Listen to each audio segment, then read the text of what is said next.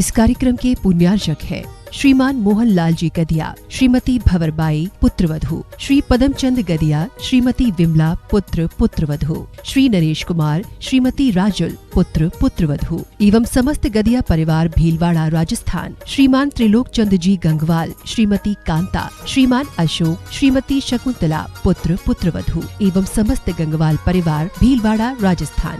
स्वर्गीय श्री उत्तम चंद्र जैन जी नौगांव वालों की पावन स्मृति में धर्मपत्नी श्रीमती नत्थीबाई जी जैन, विंध्या इंजीनियर रीवा की ओर से पुत्र एवं पुत्रवधू श्री त्रिलोक चंद जैन जी, श्रीमती रानी जी, पुत्री एवं दामाद श्वेता जैन, प्रसन्नजीत जी, पुत्री अपूर्वा, पुत्र एवं पुत्रवधू संजीव जैन, ज्योति जैन, पौत्र एवं पौत्री सूर्यांश अदिति, पुत्र एवं पुत्रवधू राजीव जैन, साधना जैन, पौत्र एवं पौत्री देवांश जैन, प्रभावना जैन, पुत्र एवं पुत्रवधू श्री प्रदीप कुमार जैन जी, श्रीमती रीना जैन जी, पौत्री कुमारी प्रिया जैन, पुत्री एवं दामाद श्रीमती ममता जी, श्री अतुल जैन जी, नातिन एवं नाती मेनका जैन, परी जैन, हार्दिक जैन, श्री महावीर प्रसाद जैन, श्रीमती जतन देवी, श्री कमल जैन, श्रीमती अनीता जैन, श्री मुकेश जैन, श्रीमती मैना जैन, तपेश जैन, मितुला जैन, अनुषा जैन, कृति जैन, स्नेहा जैन, दार्शनी जैन, महिपाल जैन, मीनाक्षी जैन, शुभम जैन, मर्यादा, कृतिका एवं समस्त परिवार। फर्म श्री द्वारिका मार्बल, कथन एक्सपोर्ट, यथार्थ emerald stone, Riddhi Siddhi mining, तलाई काकरोली वाले, जिला राजसमंद, राजस्थान।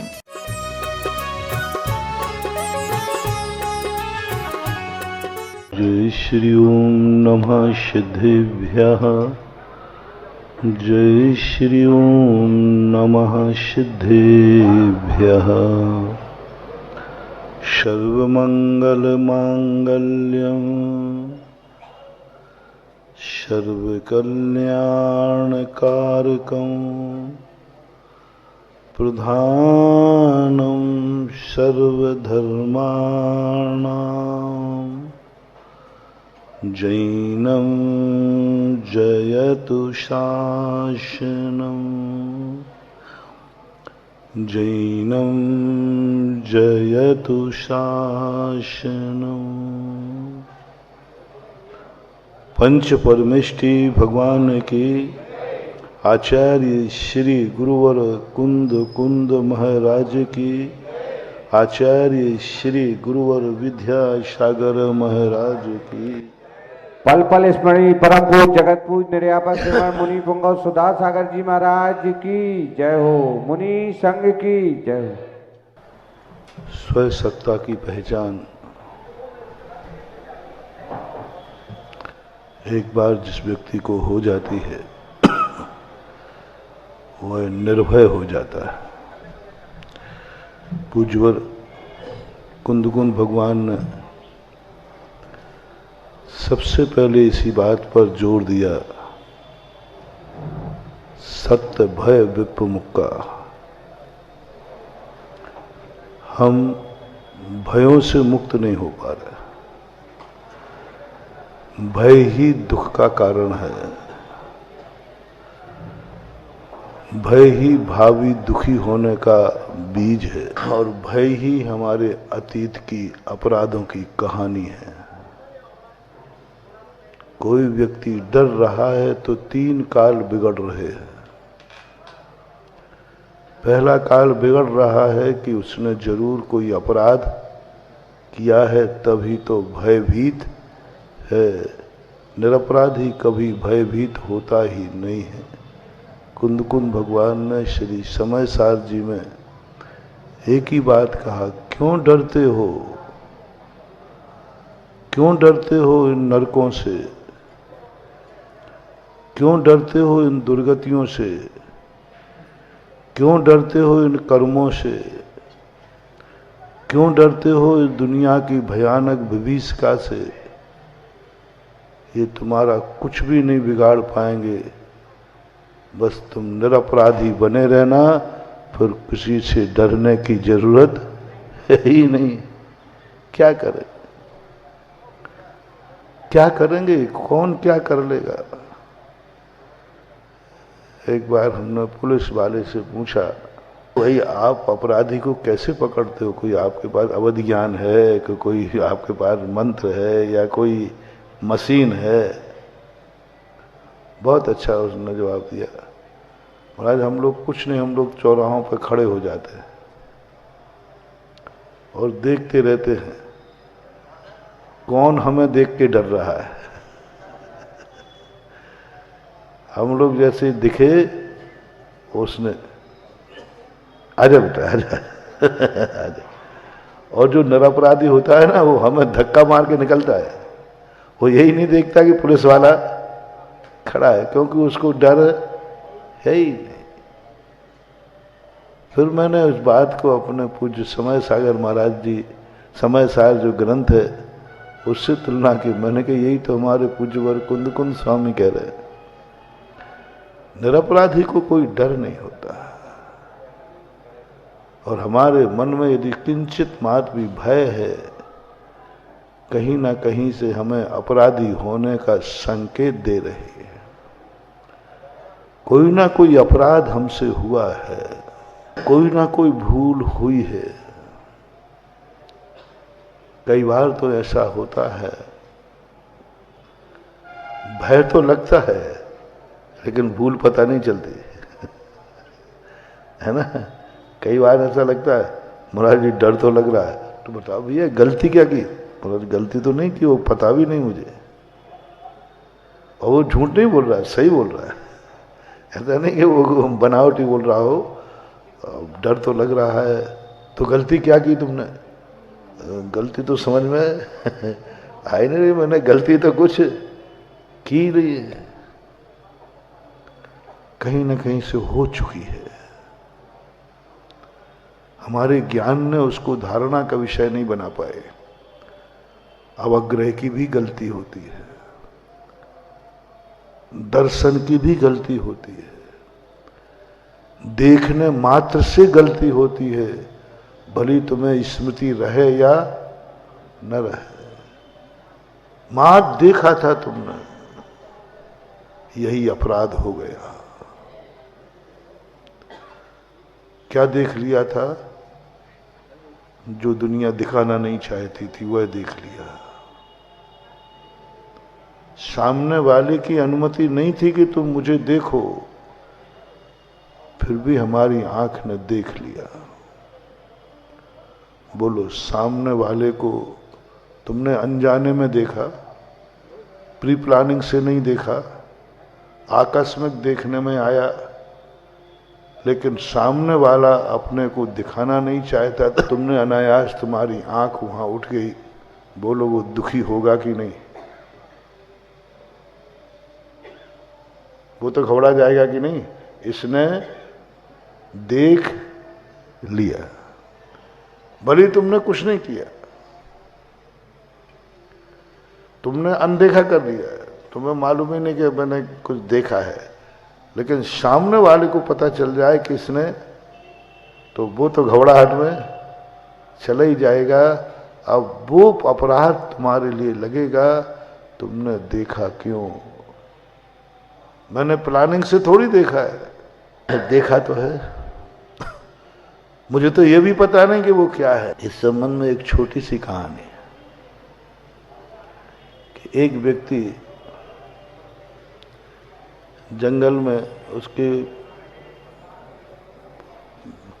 वो नियम था, पाड़े होते ना, पाड़े चराता था।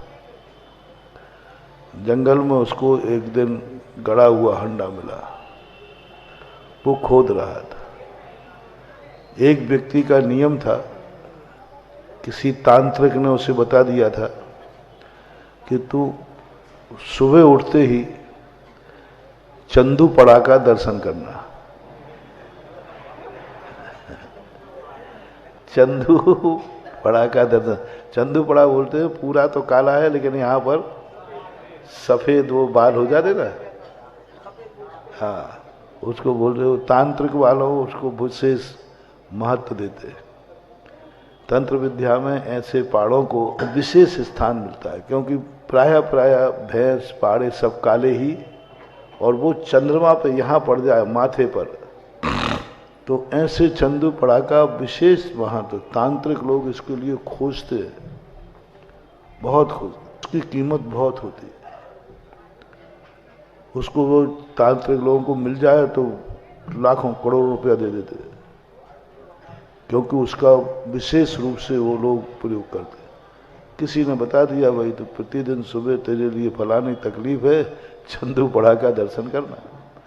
अब वो करता था। एक दिन क्या हुआ कि वो लेट हो गया और पाड़ा निकल गया। अब वो दौड़ा, वो जंगल में पहुंच चुका था और दूर से उसने चंदू पड़ा को देख लिया। देख करके बस हो गया उसे काम, दर्शन हो गया। अब वो जो उसका ओरिजिनल ग्वाला था उसने कहा इसने मुझे हंडा खोदते देख लिया और ये लौट गया है अभी गांव में सब में। और अब ये सुन तो नहीं मैंने देख लिया मेरा उधर देख लिया। अब वो क्या भैया सुन सुन सुन तो सही, रोक तो सही भाई, रोक तो सुन। बोले नहीं मुझे जल्दी जाना है, मैंने देख लिया। अब उसने समझा कि हड़ा देख लिया और ये कह रहा मैंने चंदू पड़ा देख लिया। उसने बहुत चिल्लाया भाई आधा ले लेना। अब वो जाकर के उसने कहा ये तो बर्बाद कर देगा, गांव में डंडोरा पीटेगा। वो हंडे को लेकर के उसके घर पहुंच गया। भैया सुन तो ले भाई क्या आधा ले ले, तू जो देना है तू दे, कम से कम कहना तो मत किसी से। बोले क्या? बोले तूने देख लिया ना ये हंडा खोदते हुए? बोले मैंने कुछ नहीं देखा। तो बोले ये हंडा खोदते देख लिया तूने, इसलिए भैया तू ले ले, अपन दोनों बांट ले रहे, काय को हल्ला कर रहा है? उसने कहा ओहो ये सब चंदू पड़ा के दर्शन का परिणाम है। तांत्रिक ने कहा मैंने कहा था ना सब दरिद्रता दूर हो जाएगी तू चंदू। अब देखना उसको पता नहीं है कि इन्होंने देख लिया, सामने वाले को पता चल गया कि इसने देख लिया। ये क्या अपराध नहीं है? तीव्र मंद ज्ञाता ज्ञात भावाधिकरण वीर्य विशेषेभ्य तद विशेषा। पूज्यवर उमा स्वामी महाराज तत्वार सूत्र में कहते तीव्र मंद ज्ञाता ज्ञात भावाधिकरण, ज्ञात और अज्ञात का भी कर्म का बंध होता है।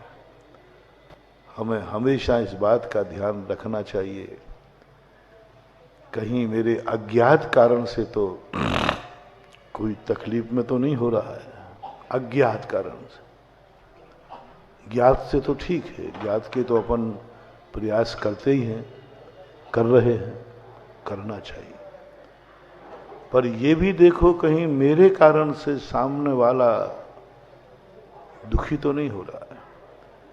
मेरे देखने मात्र से उसकी क्या हालत हो जाएगी? वो तो भयभीत हो जाएगा, घबरा जाएगा। इसलिए भली तुम्हारी नीयत साफ हो, लेकिन हर चीज को देखने की आदत मत डालो। आंख झुका के चलो। महावीर स्वामी हम लोगों से कहते हैं आंख झुका के चलो। क्यों? मेरी आंख बुरी है क्या? क्या मैं बुरा देखूंगा? आप मेरी आंख झुकाने का अर्थ है कि भगवान महावीर स्वामी को अपने मुनि महाराज पर संदेह है, देख तू देखा मत कर, तेरी आंख बहुत बुरी है। बताओ भैया बताओ, बाहर देखो बेटा, हमारी आंख बुरी है? हैं? नहीं तो फिर क्यों मना किया? क्यों मना किया कि तुम नीचे आंख झुका के चलो, नासा दृष्टि करके बैठो, इधर उधर मत देखो, डब डब चरियाए। क्यों? किसी पापी से कहते, किसी उद्दंड से कहते, जिसकी नजर बुरी है, बुरी दृष्टि है, उससे कहते बात बनती है। घोड़े को तो लगाम लगाना बनता है, वो आंखों में लगा देते ना, तो यहां लगाम क्यों? क्यों? मैंने इस पर बहुत विचार किया, क्योंकि सब तरफ से तो मन भी पावन है, वचन भी पावन है, और सामने वाला चाहता भी है कि महाराज की दृष्टि मेरे पर पड़ जाए, तो भी कहते नहीं, नीची दृष्टि करो, कम देखो, मत देखो। क्यों? ये परहेज क्यों? ओहो, बहुत बड़ी चीज मानो।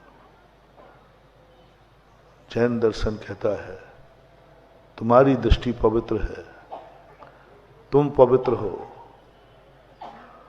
तुम्हारा अभिप्राय पवित्र है, लेकिन सामने वाला पवित्र नहीं है। वो तो घबरा जाएगा, क्योंकि वो अपवित्र कार्य कर रहा है, और उस अपवित्र कार्य को मुनिराज की पवित्र दृष्टि ने देख लिया, वो मर जाएगा। है? तुम लोग जो कुछ करते हो कोई तुम्हारा जैसा देख ले तो तुम्हें कोई डर नहीं है, और तुम्हारा कोई गलत कृत्य मुनिराज देख ले उस समय तुम्हारी क्या हालत होती है तुम ही बता दो।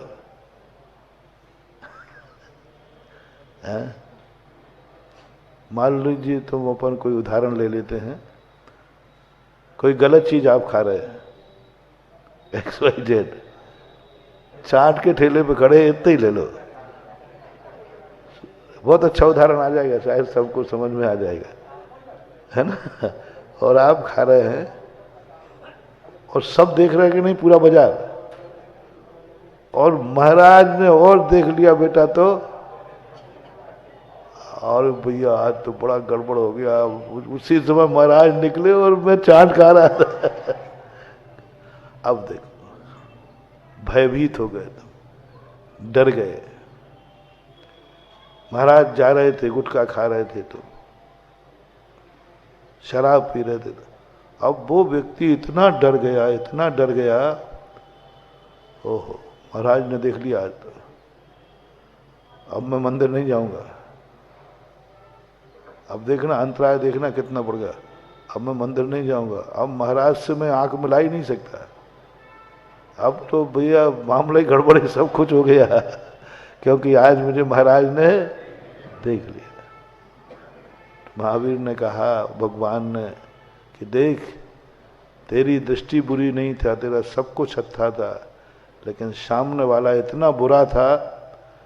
बुरा आदमी सदा पवित्र दृष्टि से बचता है।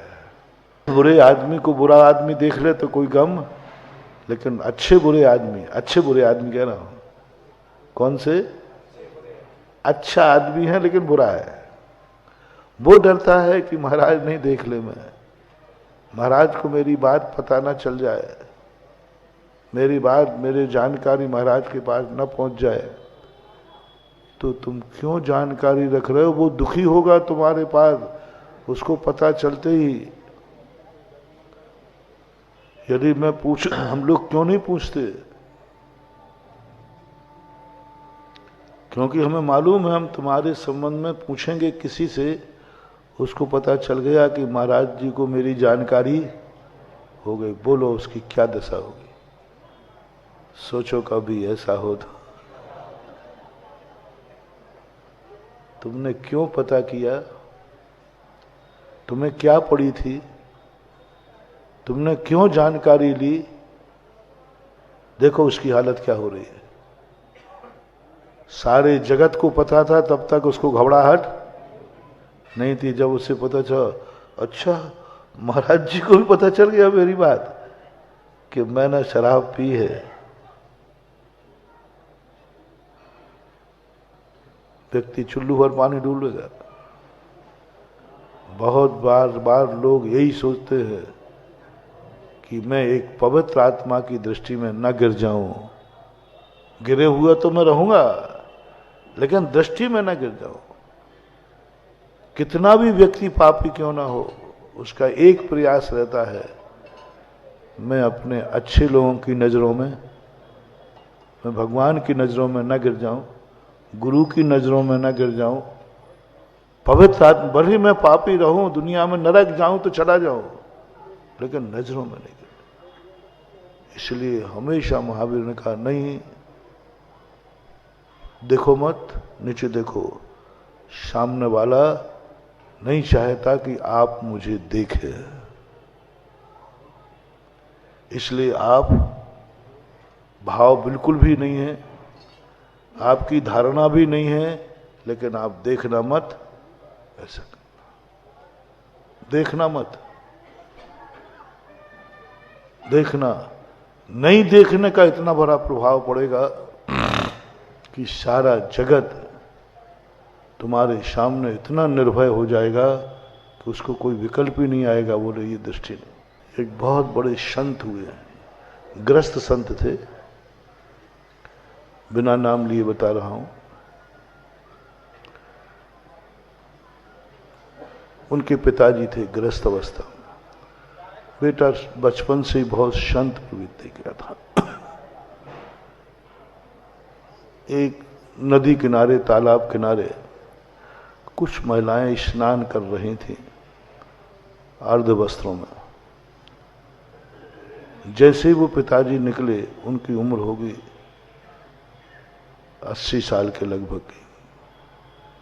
जैसे ही वो पिताजी निकले, सारी महिलाएं सावधान हो गई, शरीर को वस्त्रों से ढक लिया, सावधान हो गए।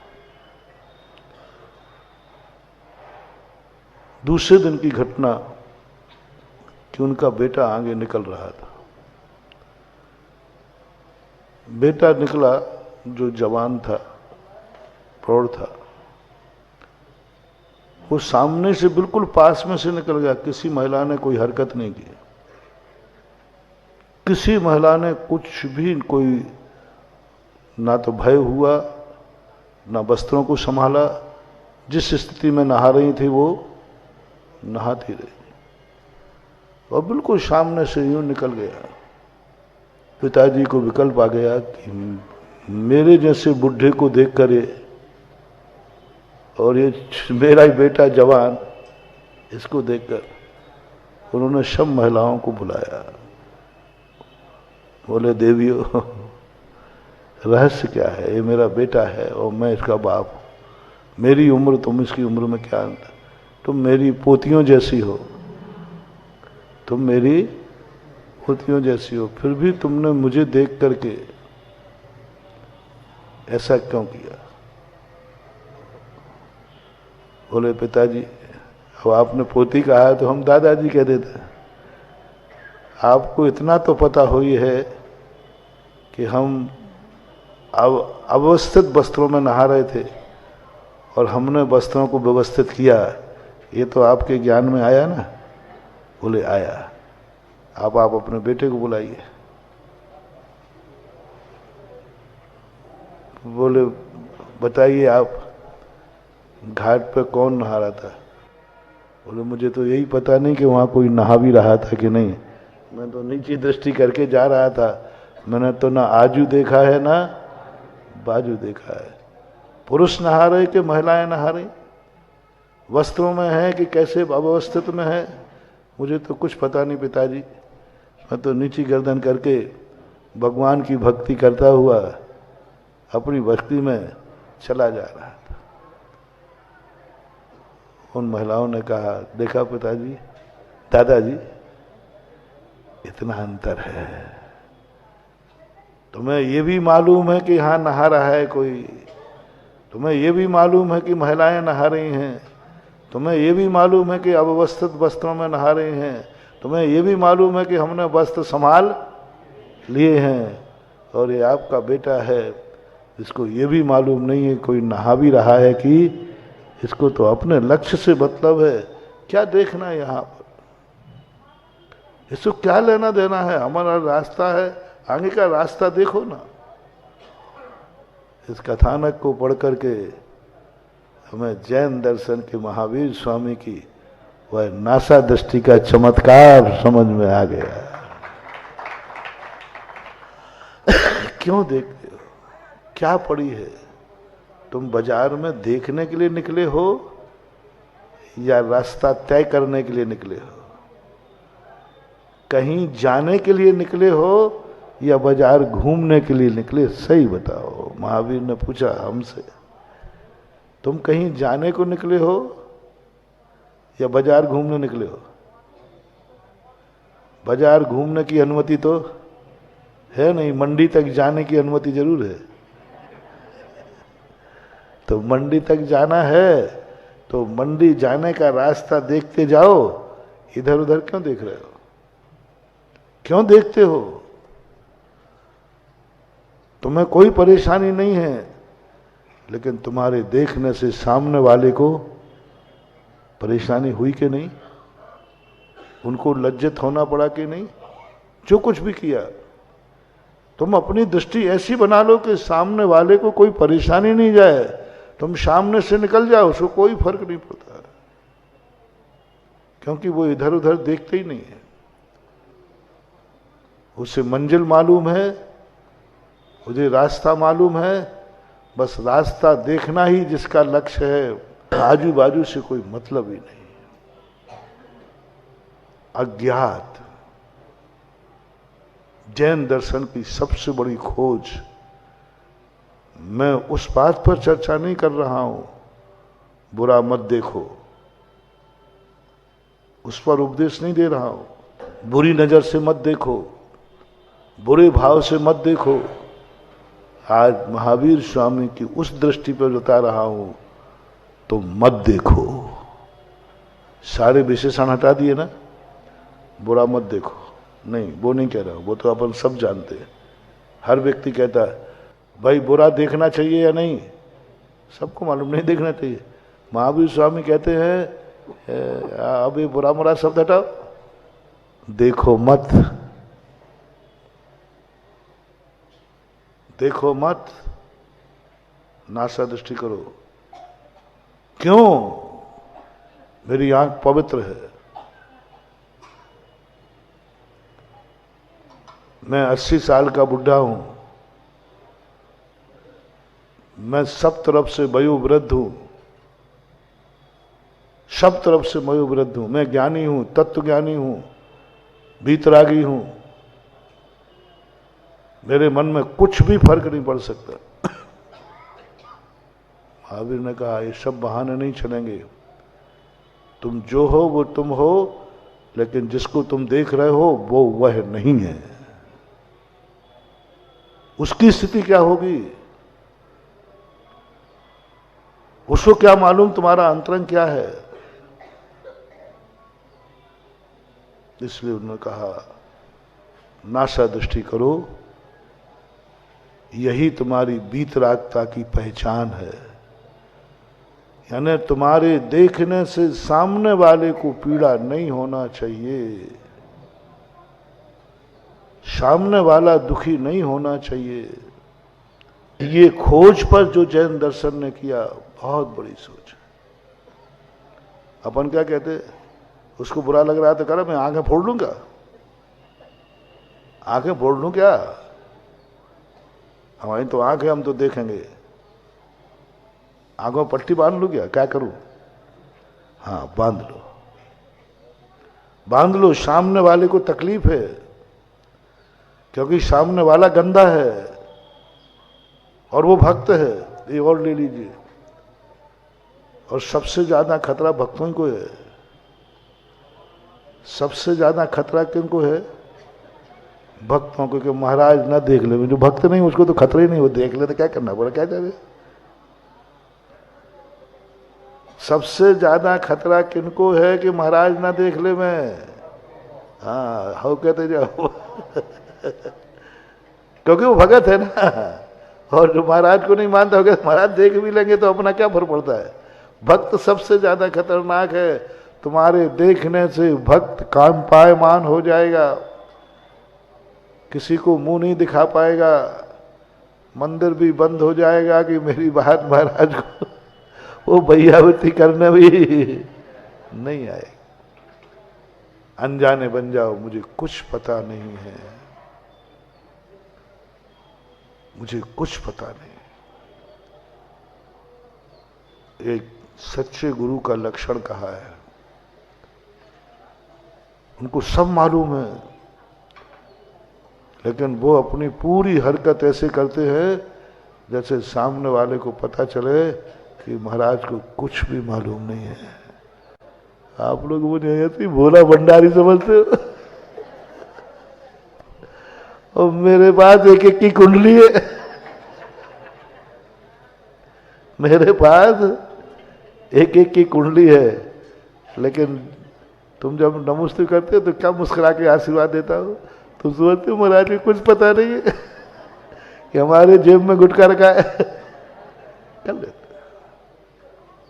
और हमें भी मालूम है कि हमें बुद्धू समझ रहा है, और हम भी यही चाहते हैं कि तू बुद्धू समझता रहे, नहीं तो भाग हो जाएगा। जब तक तू महाराज को बुद्धू समझ रहा है तो कम से कम पास आ रहा है। किसी दिन तो धोखे से जेब से पुड़िया मेरे सामने गिरी जाएगी, पकड़ा ही जाएगा अपने आप। और पहले से पता चल गया कि महाराज को मालूम है तो पट्टा आएगा ही नहीं, नजर में ही नहीं आएगा। अपराधी को इतना डर ना हो जाए कि वो फरार हो जाए, समझना। अपराधी को इतना डर ना हो जाए कि वो फरार हो जाए। अपराधी एक दिन ऐसा हो जाए कि वो स्वयं समर्पित हो जाए। स्वयं समर्पित होगा, होगा, एक ना एक दिन होगा। क्योंकि चोरी और पाप कभी ना कभी तो उजागर, क्योंकि इनकी ज्यादा लंबी यात्रा नहीं होती। उसको मौका दो, छोड़ दो फ्री, जानते हुए। 12 साल कहानी अपने शास्त्रों में आती 12 साल तक वारीशरण महाराज पुष्पडाल को जानते रहे कि ये पुष्पडाल सही नहीं है, मन भी सही नहीं है, विचार भी सही नहीं है, और ये दीक्षा तो जबरदस्ती हो गई इसकी, ये लेना भी। 12 साल तक वो एक ही बात पर सोचता था, वारीशरण को पता नहीं चल जाए तो बढ़िया सामायिक करता था महाराज के सामने, बढ़िया प्रतिक्रमण करता था, क्रिया में कहीं गलती नहीं करता था, जिससे कि महाराज को पता नहीं चल जाए कि मैं बनावटी मुनिराज हूं, मैं अंदर से हूं ही नहीं। और अंदर से पूरा खोखला था, कुछ नहीं था, नंगा था, बस पीछे कमंडल लिए था, लेकिन महाराज को ऐसे दिखाता था। और महाराज भी अनजाने बने रहते थे, उनको सब मालूम था। और वारीशरण महाराज तद्भव मोक्षगामी, बड़े निमित्त ज्ञानी, अवधि ज्ञान हो तो कोई बड़ी बात नहीं है। एक एक क्षण की क्रिया उसको मालूम थी, लेकिन वारीशरण के सामने, वो पुष्पडाल के सामने बिल्कुल अनभिज्ञ बने रहे। उससे ऐसा व्यवहार करते जैसे कि वो, हाँ आज बहुत अच्छी सामायिक की आपने, इतनी अच्छी तो मेरी ही नहीं हो पाई, अरे वाह तुम बहुत अच्छा प्रतिक्रमण करते हो, देखो यहाँ वहाँ भी नहीं देखते हो। वो खुद के महाराज हमें बहुत अच्छा समझ रहे हैं, बहुत अच्छा समझ रहे हैं महाराज, और अंदर से जो है सो है महावीर की।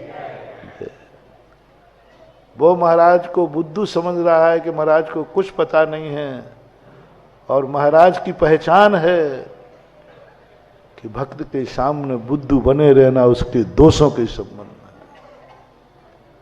नहीं तो सुसाइड कर लेगा, नहीं तो फरार हो जाएगा, धर्म से इतनी दूर भागेगा कभी तुम्हें सुधारने का मौका भी नहीं। अनजाने बन जाओ, मुझे कुछ मालूम नहीं है, कुछ मालूम नहीं है। गजब का जब मैंने ये चित्रण पढ़ा, एक दिन नहीं, 2 दिन नहीं, 12 साल तक छोड़ा नहीं। 12 साल तक नकली मुनि को असली मानते रहे,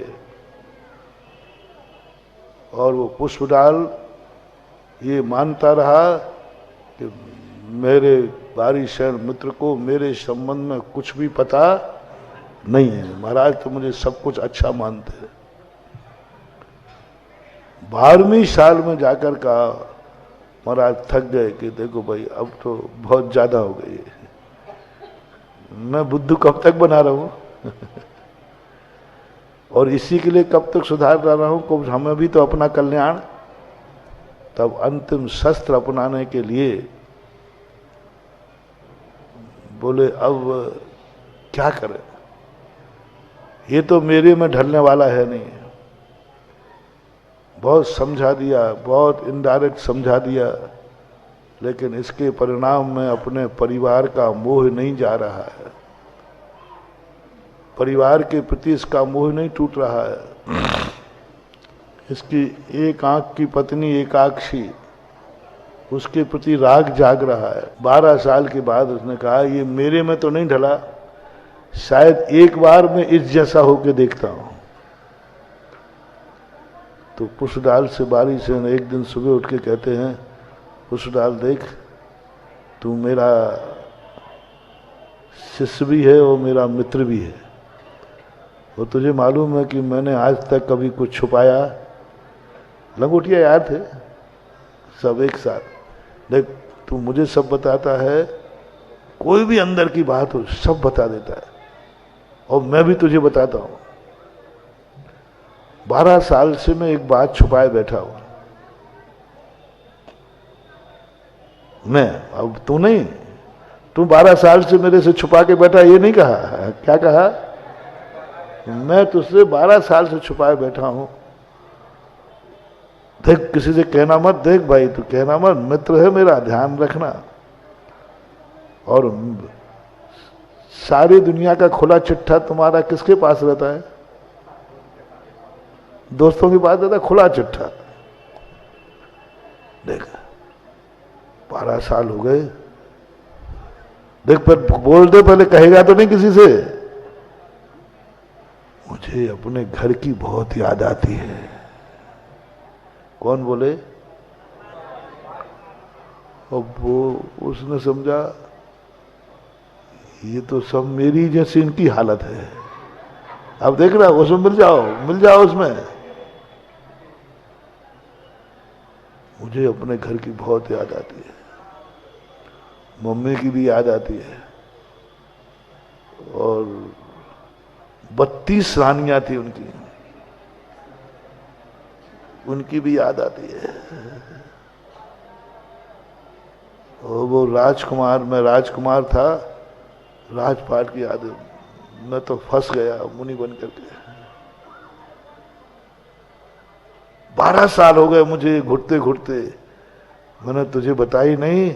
अंत में कहा है कोई भी अंदर की बात हो मित्र को बता देना चाहिए, विपत्ति काल में मित्र काम आता है। इससे बताओ दोस्त क्या करे।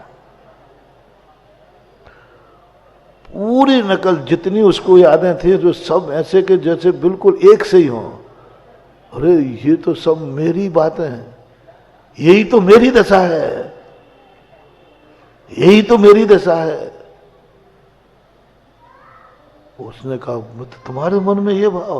हाँ। तो धीरे धीरे पूछा यही, अभी तक उगलवा नहीं पाया था, यही तो मेरी दशा है, यही तो मेरी दशा है, मेरा भी मन नहीं लग रहा। अब सब हुआ, अब दोनों का चिट्ठा क्या हो गया? चोर चोर दोनों एक से हो गए। अब क्या करें?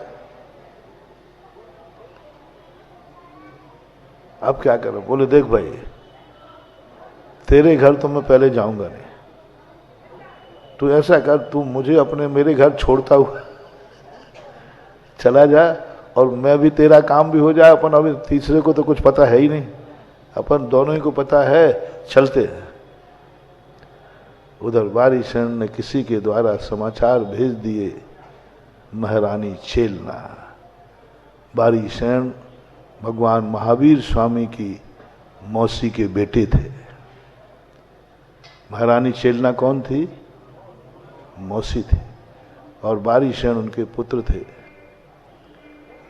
माँ से कहना मेरा राज दरबार सजा के रखे, हमारी रानियां अपने श्रृंगार से युक्त होकर राजभवन में आए, मैं राजभवन में आ रहा हूं। महारानी चेलना सुनते ही उसके तो कांटे खून नहीं। मैंने क्या सुना था कि मेरा बेटा तद्भव मोक्षगामी है, मेरा बेटा केवल ज्ञान प्राप्त करेगा, और आज ये क्या सुन रहे हो? क्या निमित्त ज्ञान भी झूठा होता है? क्या मुनियों के वचन झूठे होते हैं? क्या महावीर स्वामी की वाणी झूठी होती है? खुद वाणी में आया कि बारी शरण मोक्ष प्राप्त करेगा, और ये दशा। कहते हैं कि मां का दूध मां को सत्य का ज्ञान करा देता है। सब में हल्ला मच गया कि बारी शरण पुनः राजगद्दी पर लौट रहे हैं। मुनि पद से पतित हो गए। महारानी छेलना की आत्मा की आवाज ने कहा, नहीं, जिस बेटे को मैंने दूध पिलाया है वो भ्रष्ट नहीं हो सकता। लेकिन हाथ कंगन को आरसी क्या, पढ़े लिखे को सब स्पष्ट ही हो रहा है। उन्होंने खुद कहा है रानियों को प्रस्तुत किया जाए राजमहल में, राजगद्दी के ऊपर। अब नारी तो नारी है, हो सकता है भाई, लेकिन अंदर की आवाज ने कहा, मैं कानों सुनी व्यर्थ मानती हूं, मैं खुद आंखों से देखूंगी। उसने सब तैयारी कर ली। वारी शरण पुष्पडाल के साथ आए और महारानी ने 2 सिंहासन लगा के रखे थे, एक राज सिंहासन और एक लकड़ी का सिंहासन। 2 सिंहासन लगाए, लकड़ी का सिंहासन और एक राज सिंहासन जो होता है ना स्वर्णमयी, लगा के रखे। और महारानी बाजू में खड़ी हो गई। देखता हूं क्या, दोनों की हरकत देख रही है महारानी माता। बारी शरण चुपचाप गए, लकड़ी के पाटे पर पिछी लगाई। पिछी लगाते ही मां को शांति मिल गई कि मेरा बेटा अभी तक तो भ्रष्ट नहीं हुआ। यदि भ्रष्ट हो गया होता तो ये लकड़ी के पाटे की तरफ क्यों जाता? इसका सिंहासन तो ये है, राज सिंहासन तो ये है, और इसको मालूम भी है। पहला तो साहस हो गया कि लकड़ी के पाटे की तरफ गया, और दूसरा हुआ पीछे से परिमार्जन किया। मां संत तुरंत समझ गई कोई ना कोई रहस्य है। भ्रष्ट के ये लक्षण नहीं होते। भ्रष्ट के तुरंत आते ही भ्रष्ट होता तो मेरे पैर छूता, तुरंत आते ही मेरे गले से लग जाता, जैसे उसकी आदत थी। ये तो कहीं से बाहर आता था, सबसे पहले माँ के पैर छूता था, गले लग जाता था, गोदी में बैठता था। इसने तो अपनी कोई हरकत नहीं की, मेरी तरफ आंख उठा के भी नहीं देखा, कोई सम्माननीय नहीं, कोई पैर छूना नहीं, कुछ नहीं, और जाके सिंहासन पर लकड़ी के बैठ गए। और पुष्पडाल तो ओरिजिनल भ्रष्ट था, तो अब एक ही खाली बचा था, तो वो पट्टा जाके उस पर बैठ गया राजगद्दी पर, और महसूस कर रहा राजगद्दी पर। रानियां बुलाई गई, आई रानियां। पुष्पडाल देख के चकित रह गया। बोले मित्र क्या बात है? तो मित्र बड़े, इतनी रानियां, ऐसा वैभव? बोले हाँ मित्र, मैं इन सब को छोड़ करके गया हूं, और मैं यहां भ्रष्ट होने नहीं आया हूं, तुम्हें समझाने आया हूं कि देखो इतना सब पाकर के मैं सुखी नहीं रहा, तुम्हारे पास तो एक छोटी सी कुटिया ही है। जो संबोधन दिया तुरंत पुष्पडाल चरणों में लौट गया। वारी शयन का काम हो गया, पीछे कमंडल उठाया। माँ कहने लगी बेटा थोड़ा तो देख जा। बोले माँ तुम्हारे पास नहीं आया था। अरे बेटा आहार तो कर जा। नहीं, आहार तो श्रावक के यहाँ होगा, माँ के यहाँ। कहने का भाव पूज्यवर समंत भद्र महाराज ने इस कथा को 2000 वर्ष पहले लिख करके कितना बड़ा संदेशा दिया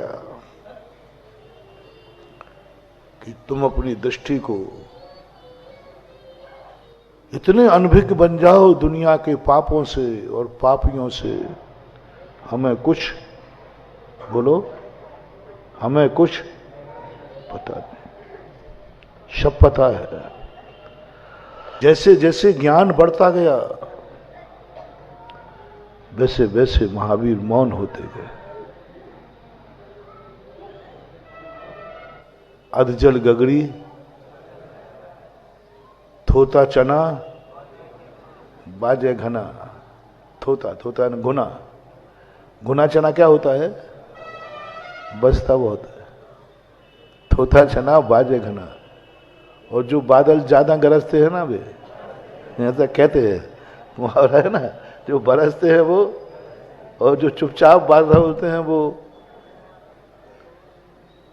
बहुत बड़ी चीज मानो। सब कुछ जानकर अनजाने बन जाओ। महावीर का ज्ञान बढ़ता गया, वे मौन होते गए। वहां उनकी महावीर की दृष्टि बढ़ती गई, उनकी दृष्टि छोटी होती गई। वीतरागी का लक्षण, सम्यक ज्ञानी का लक्षण इंद्रिय निरोध, मन निरोध, इंद्रियों को प्रसार से रोकना। शक्ति बढ़ती गई, आंखों की ज्योति बढ़ती गई और भगवान की दृष्टि छोटी होती गई। ज्योति इतनी बढ़ रही है, इतनी बढ़ रही है कि यहां बैठे हुए सूर्य के बिंब के दर्शन कर ले, और दृष्टि इतनी छोटी हो गई कि 4 हाथ से ज्यादा देख ही नहीं रहे।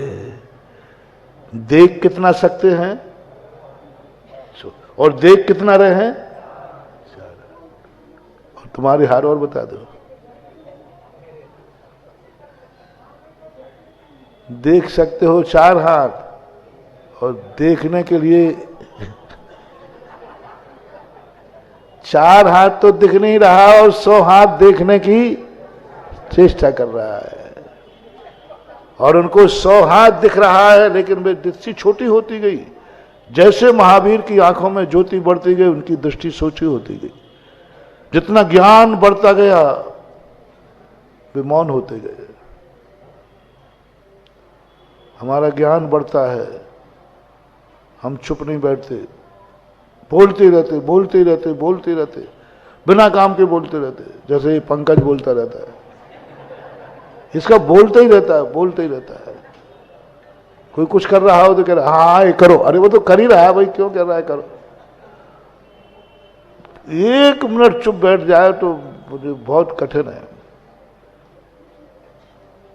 और यदि मैं टोक भी दूं ना तो 1 मिनट चलता है बस, वो 1.25 मिनट में ही वो तो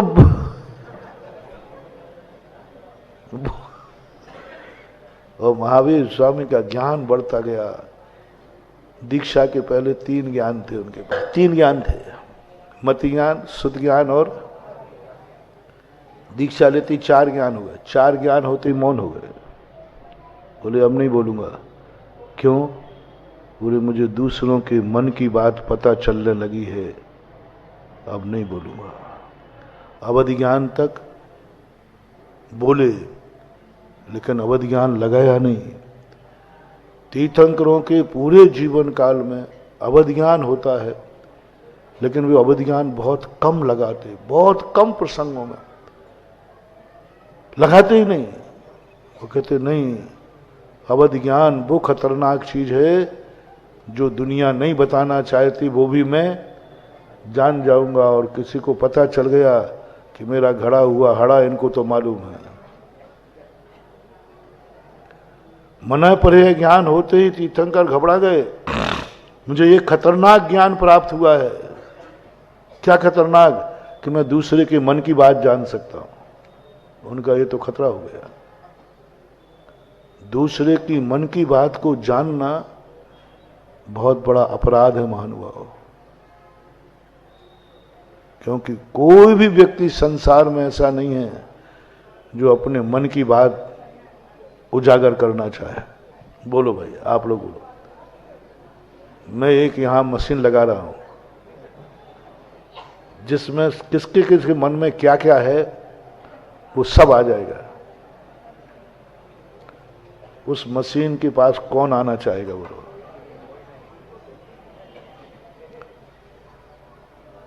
मड़वैया जी और महाराज जी मत लगाओ, देखो आप नहीं मत महाराज जी, देखो यदि मेरी मशीन लगा दी तो ऐसी ऐसी बातें आएंगी, आप आशीर्वाद भी देना। मेरे अवगुण न चितारो प्रभु अपनो विरद निहारो। ये क्या है? क्या कहना चाहते हो आप भगवान से? भगवान देखो मेरे अंदर की बातें मत जानो, मैं बहुत खतरनाक।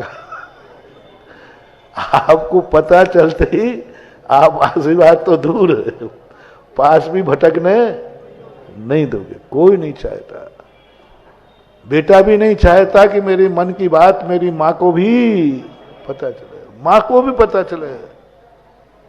बेटा भी शुरू से छुपाना चाहता है, माँ को भी पता नहीं चले, पूरी ताकत लगाता है छुपाने का। कौन जानना चाहता है? और मुझे वो दिव्य दृष्टि प्रकट हो गई है कि मैं दूसरे के मन की बात जान सकता हूं। ओहो, मुझसे सारी दुनिया डरेगी, कांपेगी। किसने मन की बात पता करके और उजागर कर दिया तो सब लोग मेरे से डर जाएंगे, सब लोग मेरे से भागेंगे। तो उन्होंने कहा मैं मौन लेता हूं। लोगों में शांति आ गई है, अब खतरा नहीं है। अब जानेंगे ही तो कम से कम जान तो लेगा, लेकिन बोलेगा नहीं। तीर्थंकर मौन ले लेते क्योंकि वो ज्ञानी है। मात्र कारण उनके मौन रहने का ज्ञानी है, क्योंकि वो दूसरे की मन को जान सकते हैं, उन्होंने मौन ले लिया। कहीं ऐसा ना हो जाए कि मैं दूसरे के मन की जान करके किसी से मुंह से निकाल दूं, क्योंकि वो ज्ञानी थे। मेरे जानने से वो दुखी हो जाएगा, मेरे जानने से वो परेशान हो जाएगा, वो घबरा जाएगा कि प्रभु को मेरे अवगुण पता चल गया। बस यही पंक्ति तुम पूजा में पढ़ते हो, मेरे अवगुण न चितारो प्रभु अपनो विरद। मेरे अवगुणों की तरफ मत देखो भगवान, मत देखो, आपको मेरे से घृणा हो जाएगी। आप बहुत पावन हैं, बहुत पवित्र हैं। तुम जैसा कोई पावन नहीं और मैं जैसा कोई पापी नहीं।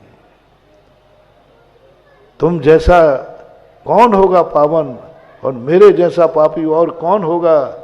पापी की और पुण्यात्मा की संबंध कैसे बनेगा? कैसे बनेगा दोनों का संबंध?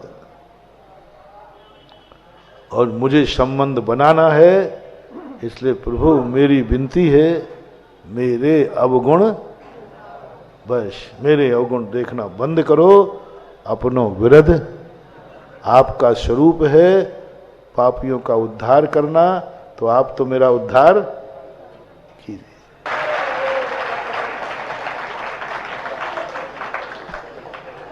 धर्म की बात, और आप लोग 1.5-2 घंटे घड़ी का पता नहीं चले, इसलिए चमत्कार तो इसमें है।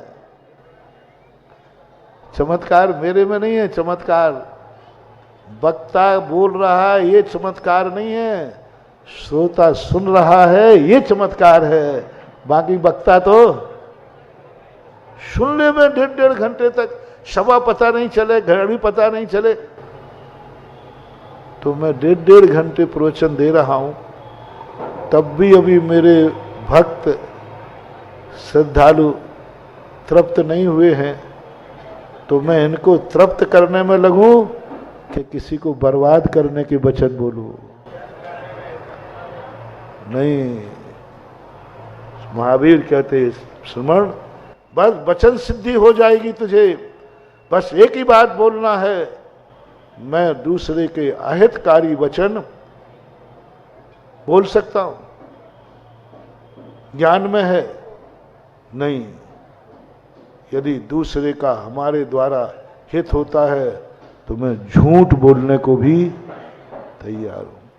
और दूसरा व्यक्ति यदि मेरे वचनों से अशांत होता, इज्जत धूल में मिलती है। महानुभाव, नियम ले लेना, नहीं गला दबाए तो दब के मर जाना, लेकिन मैं अपने मुंह से दूसरे का शब्द नहीं बोलूंगा। आप ग्रस्तों में चमत्कार हो सकता है, हम मुनियों की बात ही नहीं, आप ग्रस्तों में यदि आपने ये सिद्धि कर ली ना, तो कभी धोखे से अमावस्या निकल गई तो पूनम होना पड़ेगा।